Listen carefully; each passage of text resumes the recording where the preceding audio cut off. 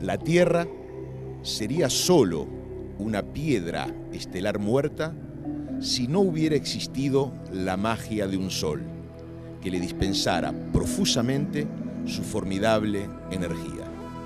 Otra historia se preparaba, la historia de una complicidad entre la tierra, el agua y la luz. La gran aventura de la vida podía comenzar.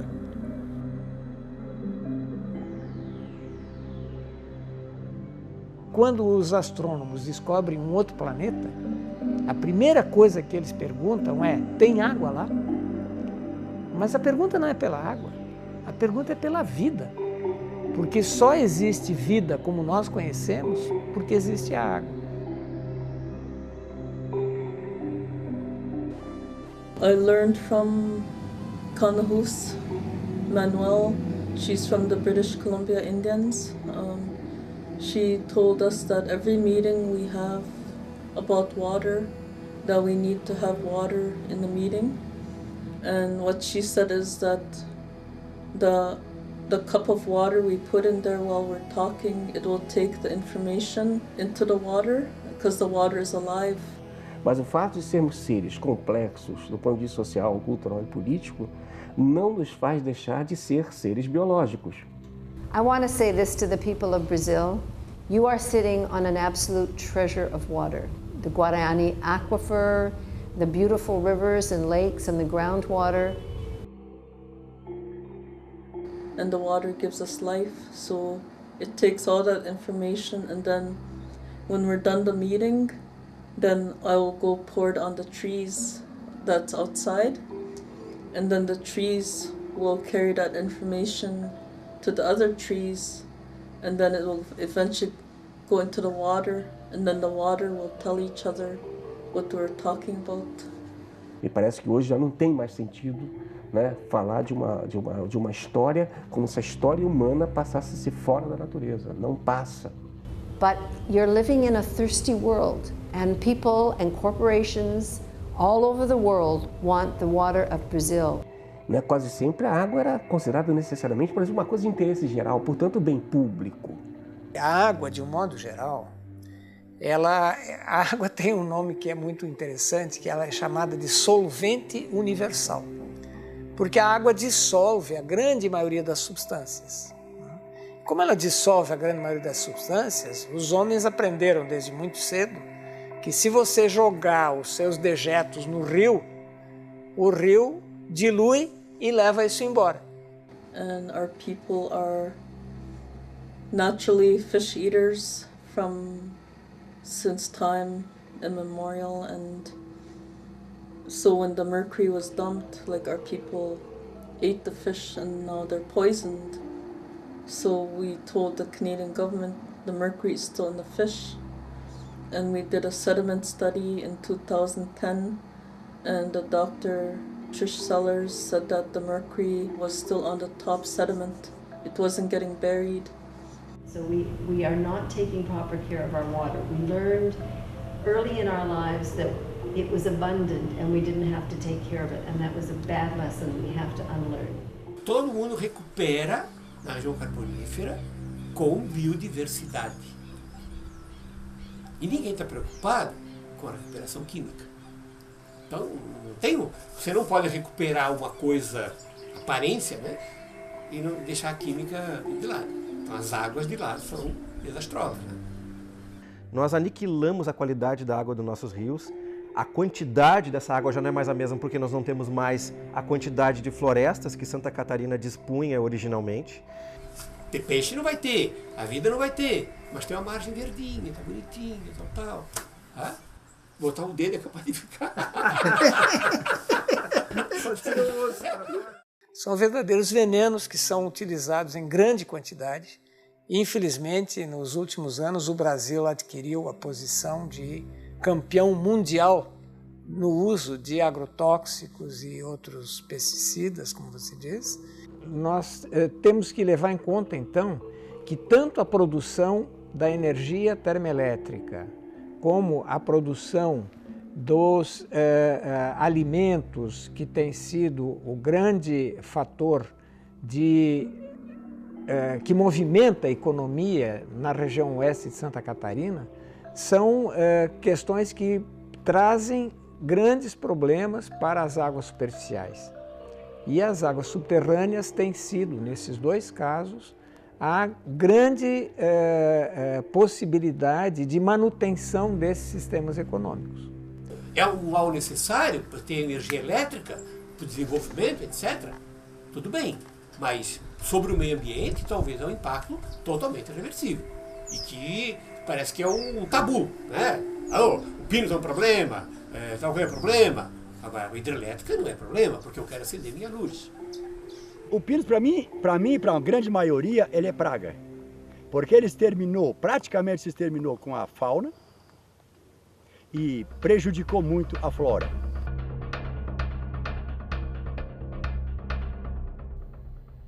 E a gente sabe o que aconteceu com a expansão do etanol, do cultivo de cana para etanol em São Paulo. Grande parte das áreas de pasto de São Paulo, sul de Minas, Sinânico Mineiro, Mato Grosso do Sul. Mas se eu entro, na verdade, com a cana sobre uma área de pasto, eu pergunto para onde vai o gado. O gado subiu, o gado foi para a Amazônia. E, aliás, é porque os rios estão tão poluídos que as pessoas estão correndo para a água subterrânea. Nós estamos estudando há anos a região metropolitana de São Paulo e lá nós vemos que as águas subterrâneas fazem a diferença para a segurança hídrica dessa cidade. Então há uma ideia assim mais ou menos generalizada de que o aquífero seria uma espécie de camada de água subterrânea. Na verdade, é uma rocha que contém essa água. Quando essa pressão para a água subterrânea começa, e a gente sabendo que essa é uma água que é extraída uma vez, porque ela é uma água, é um processo de mineração da água, essa água se renova na escala dos milhares de anos. Mas a grande importância do aquífero Guarani está relacionada à região em que ele ocorre.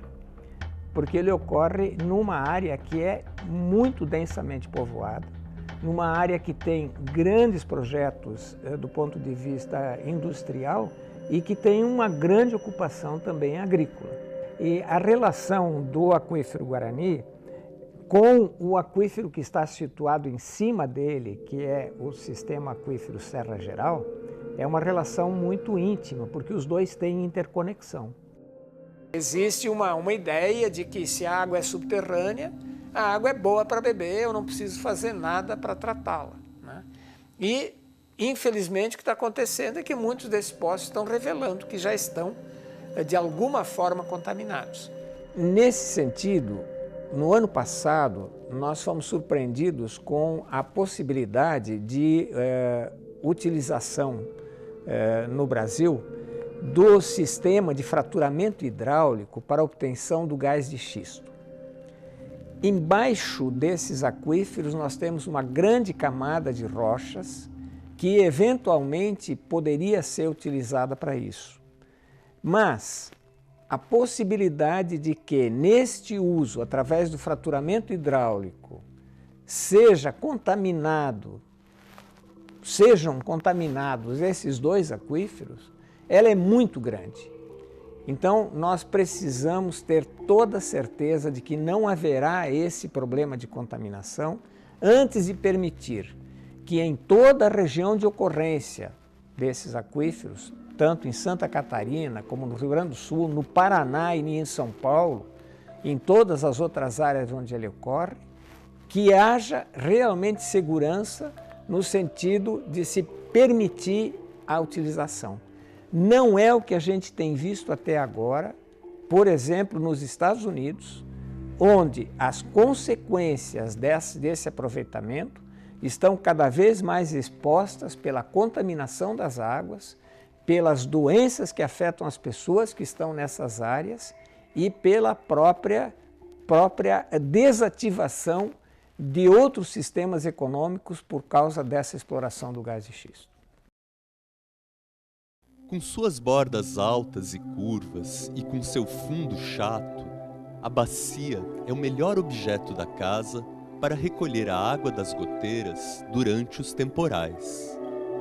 Lá fora, a água da chuva vai procurar também as partes mais baixas encharcando o solo ou escorregando para juntar-se com a dos terrenos vizinhos, formando os córregos e riachos que, por sua vez, correm todos para o rio principal, numa rede de drenagem que acaba por ocupar todos os espaços dessa grande bacia, a bacia hidrográfica.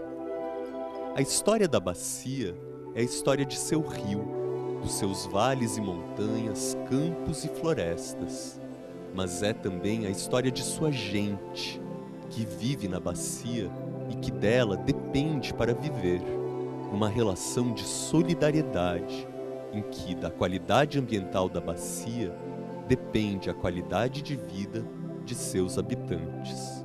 Luiz Fernando Scheib. Os ecossistemas existem para nos proteger. A floresta é espessa, porque só a floresta espessa segura a chuva. A floresta rala ou a pastagem não segura a chuva. As bananeiras não seguram a chuva, o barranco vem abaixo, né? Então, os ecossistemas precisam ser recuperados e é urgente que se faça. E que a unidade básica para a implementação da política vai ser a bacia hidrográfica e que toda a gestão da água ela deve se dar de forma participativa. Cabe aos comitês de gerenciamento de bacia a gestão da água em cada uma das bacias hidrográficas, né?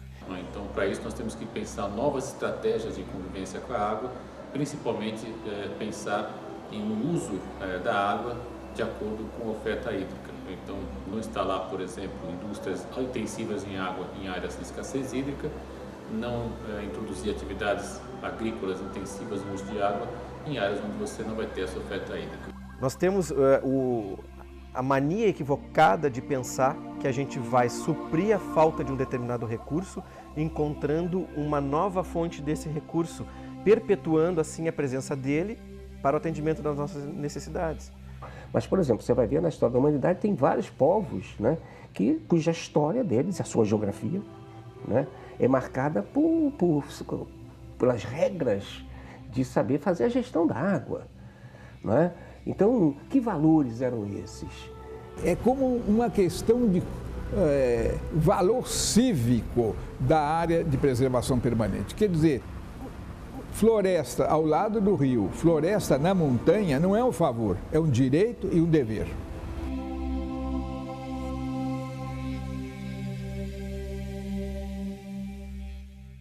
Então, se há desequilíbrio hoje com relação a esse recurso, tem que falar que é um desequilíbrio que a sociedade produz com relação a isso, né? Senão a gente vai querer tratar da água e não do modo como a sociedade está usando a água.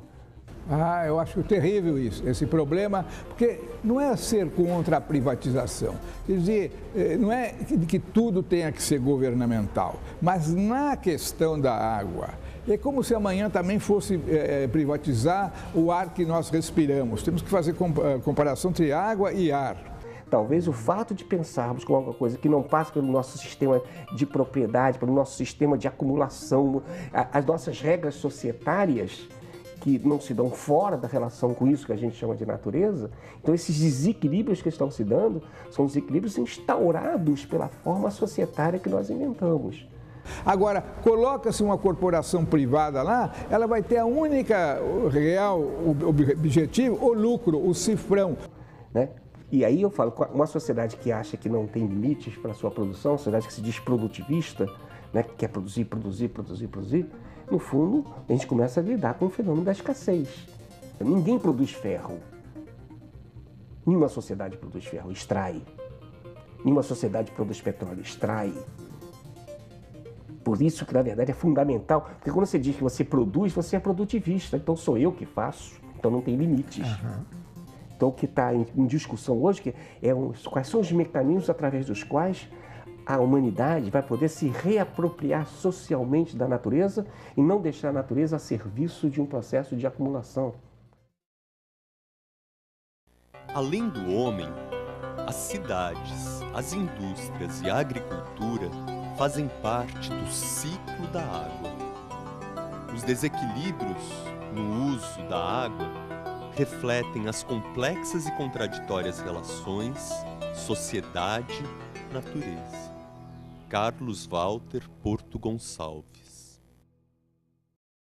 I'm from Cape Town in South Africa. We are suffering from water issues in our community. It's basically a privatization issue where the government are introducing what you call prepaid water meters. Ou seja, privatizar os céus. Né? A chuva cai do céu, você não pode captar água na sua casa, que é considerado crime. And it is time right now to say, wait a minute, we are the keepers of this water. It belongs to the people, it belongs to future generations, it's a public trust. We are not going to let it be plundered, privatized, polluted, commodified. A gente está reivindicando o direito de fazer aquilo que os colonizadores fizeram conosco. Nós estamos reivindicando o direito de sermos como eles. Olha como fomos colonizados. All these diseases that's going around because we're not healthy, we're not being hygienic, we're not washing our hands regularly. I would cook and not wash my vegetables because I have to choose. Am I going to wash my vegetables or am I going to give my son something to drink? And as a mother, I choose to give my children something to drink. And the children play outside and they pick up these germs and so that's for me, it's sad that nobody is looking into this. Nobody's seeing that these children are not dying of natural causes. Something is wrong, and what's wrong is we're being deprived of our basic need, and our basic rights is water. We have the right to water. Nobody can survive without water. Eu diria que a ideia de dominação da natureza, que eu acho que é o centro, né, dessa civilização que a gente vive, né, chega nos seus limites exatamente quando a gente está vendo o momento que a gente está vivendo. Só se pensa de uma coisa quando começa a acabar. São Paulo deve estar preocupado com água agora, mas naquela época ninguém ia pensar em água. E eu diria que hoje são pontos seletos que se pensa em água ainda, né? Então, enquanto você tiver o capitalismo, você não vai essa pressão, né? E a gente está tendo o resultado disso. A gente está vendo as situações que a gente está vivendo. Olha, há 5, 6 anos atrás eu estava em Pernambuco, na Zona Mata Pernambucana. Tudo isso que está se passando em São Paulo com a água era em Pernambuco. Eu costumo dizer que nós não tivemos, em toda a história da humanidade, 40 anos tão devastadores como os últimos 40 anos. Quando nós pensamos em crise da água, na verdade nós não estamos pensando em crise da água, nós estamos pensando numa crise que é social e econômica. A questão ambiental, acho que ela resume melhor que qualquer outra questão, na minha opinião, né? A crise que ao mesmo tempo é civilizatória. Você pega, por exemplo, a pegada ecológica, né, da população norte-americana corresponde, por exemplo, assim, a 177 vezes a pegada ecológica dos etíopes, ou 53 vezes a população paquistanesa.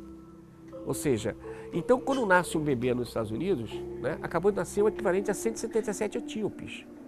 Eu não estou preocupado com a população da Etiópia, eu estou preocupado com esse bebê norte-americano que nasceu. Porque ele acabou de nascer o equivalente a 177 etíopes. Então o problema não é demográfico estrito sensu. É porque a pressão sobre o planeta ela é muito diferenciada. O Brasil é um grande exportador. E ele exporta em si muita água, porque todos os produtos exportados pelo país levam embutido muita água. E essa água, via de regra, ela está embutida na cadeia de produção alimentícia dos produtos derivados de animais. Seja leite, seja carne, esses produtos levam muita água embutida. Seja na própria massa animal que vai ser comercializada, seja na produção da ração que vai alimentar rebanhos em outras partes do mundo.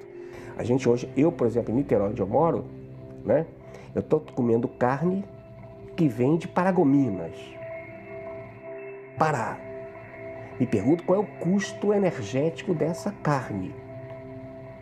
Essa água virtual, ela com certeza faz falta na torneira do brasileiro em algum momento.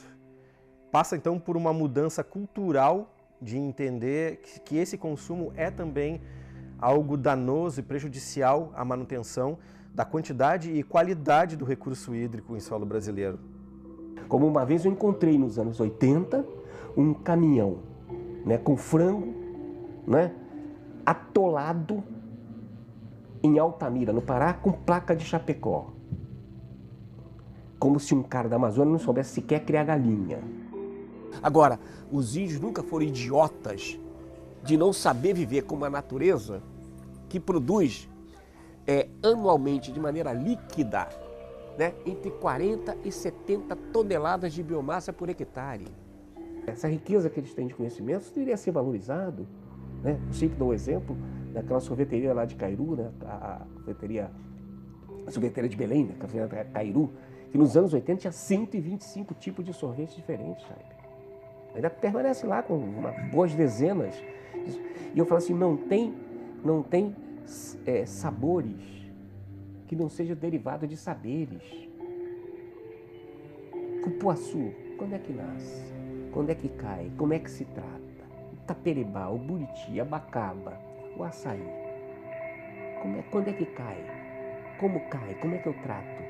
Aí vai falar, são as mulheres que sabem fazer isso, são os camponeses que sabem fazer isso, são os povos da floresta que sabem fazer isso. Eles nos oferecem 125 tipos de sabores de sorvete.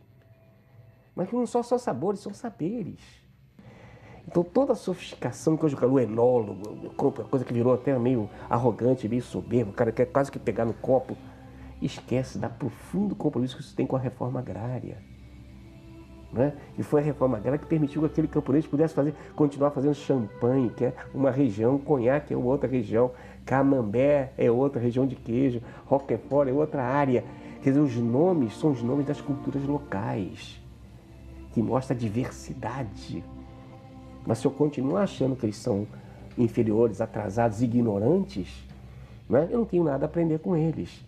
Né? O que não quer dizer que eu também não tenha nada a ensinar. Nós somos incompletos todos, não somos só nós, eles também. Vamos baixar um pouquinho a bola e reconhecer e vamos dialogar com essas formas. Né? Se você quiser mandar um foguete à Lua, vai lá, liga para o pessoal da NASA, né, que eles sabem mandar um foguete à Lua. Né? Eles são especialistas nisso. Agora, se você quiser salvar a Amazônia, conversa com os índios, com os ribeirinhos, que os caras conhecem aquilo ali, parte daquilo ali. Todo ser vivo, ele se caracteriza por ter poros. Poro, que tem abertura, buracos, né? A boca, né?